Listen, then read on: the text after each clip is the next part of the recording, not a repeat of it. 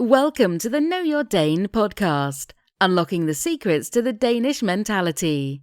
The purpose of this podcast is to give you, the listener, the opportunity to learn more about the Danish mentality, culture, and history. This episode topics are National identity. As previously described, it was only after the war in 1864 that the Danish national identity began to be constructed. Previously, the group identity was directed towards one's local community. If you were from the Aalborg region, then this area was the home country, more so than the country as a whole. The reason for this may be due to several factors, but one of the main reasons was the poor transport conditions. The population was isolated and therefore more focused on their communities than the nation as a whole. Throughout the 1800s, Denmark lost a large amount of land and a large part of the kingdom's population. Therefore, after having been left as a small, poor, and vulnerable country in one of Europe's culturally outlying areas, Denmark sought to rebuild and reinvent itself. But how does a population move on after such major historical change?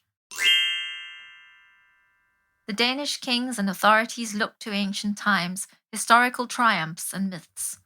As Saxo did hundreds of years earlier, the mission was to create a new Danish identity for the remaining citizens in the small rural areas of Jutland and the islands, whose ethnic origin now consisted primarily of Danes, as well as the distant colonies in the northern Atlantic and the Caribbean. Since the colonies did not play a big role in the general public's consciousness, the royal house and the authorities instead chose to focus on a single narrative that would bind the country's smaller areas together. Some ritual elements were used, such as a common flag, emphasizing the common language, cultural norms and traditions, and historical tales linked to the Danish landscape. To propagate this overall narrative to the people, artists such as writers, musicians, and painters were called together with historians. Denmark's glorious past with the Vikings and the Danish kings was emphasized in relation to the many wars the nation had had with neighboring countries like Sweden and Prussia. These countries were further made out to be merciless aggressors who had attacked the frightened little country of Denmark and only won because of their vast numbers of people and supplies, as well as their ruthless behavior. During this period, the loss of Norway was especially devastating as it meant a major loss of self awareness, industry, population, and a large country area with impressive mountains and fjords. Therefore, the focus was on turning the negative into a positive. The flat Danish landscape with its fields and lack of industrialization was idealized and highlighted in paintings of green fields, blue skies, and big, fat, grazing cows. Even though these paintings did not give a true and fair view of the hard-working Danish farmers, it nevertheless helped create an overall narrative of a small, rich, and idyllic country that took pride in its beautiful landscape. This construction of a Danish identity dating back 150 years still resonates in the present day. It is these same elements and narratives that form the basis of the official modern Danish national identity, a country bound together by a common language, cultural festivals and traditions, as well as a national flag.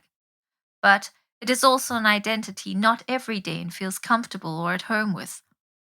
In the capital region and the largest cities, it is seen as a narrow, xenophobic, and excluding way of defining a group identity for a whole country's population.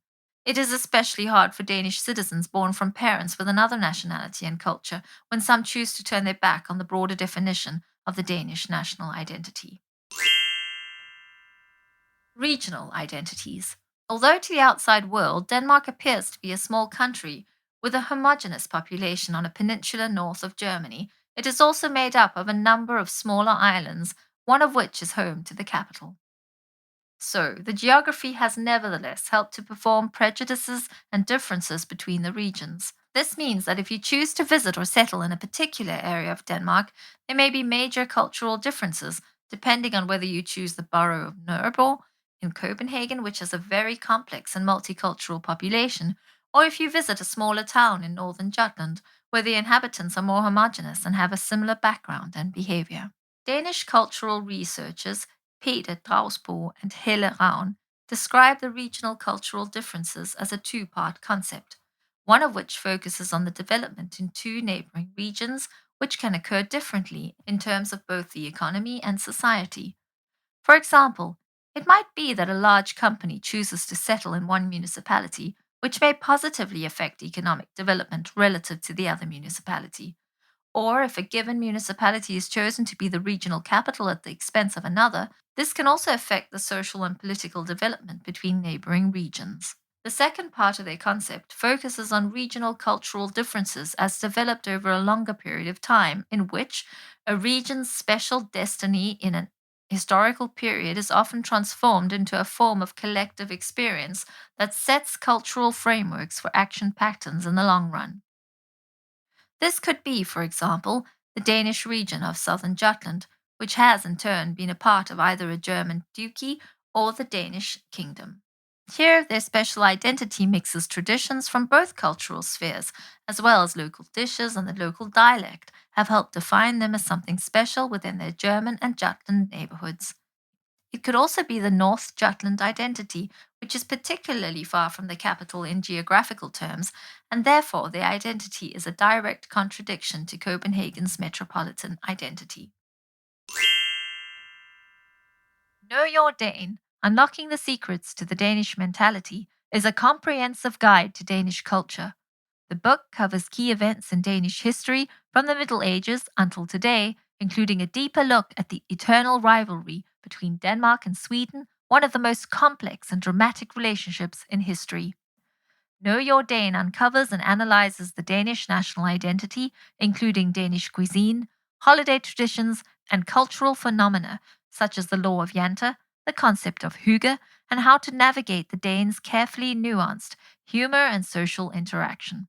Learn more about the inner workings of the Danish welfare state, such as the 37-hour workweek, gender equality, and the Danish educational system, and discover the most famous citizens of Denmark, from scientists and architects to authors, actors, and directors.